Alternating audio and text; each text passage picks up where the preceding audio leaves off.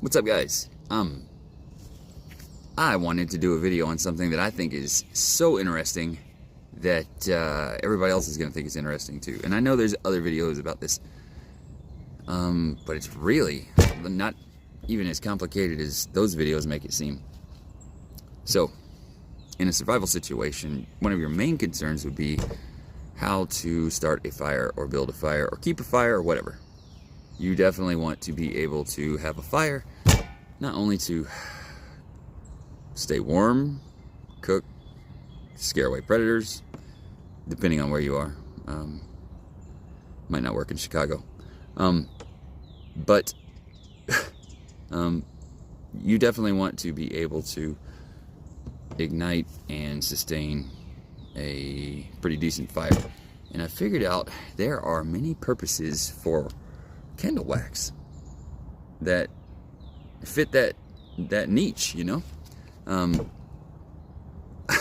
can't believe I didn't know this, but so when you burn your candle or whatever, if you have a container at the bottom catching the wax, you can once again reheat it till it becomes liquefied and get yourself, I'm pretty sure everybody has plenty of these, just a little container, paper container. You can make one out of paper, but that stuff, you want something a little thick, like with a little resistance, because it will try to boil right out of any opening.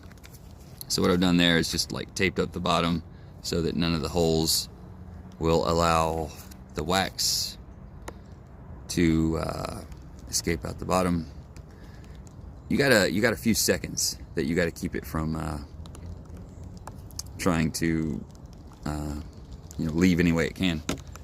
And it's almost like water. The viscosity, you could say, is almost like water. And speaking of water, I'm getting rained on, but I was going to show you guys. So what you do is you take your little paper container, you fill it with just crushed up little pieces of either sawdust will work. I think even like pieces of leaf will work.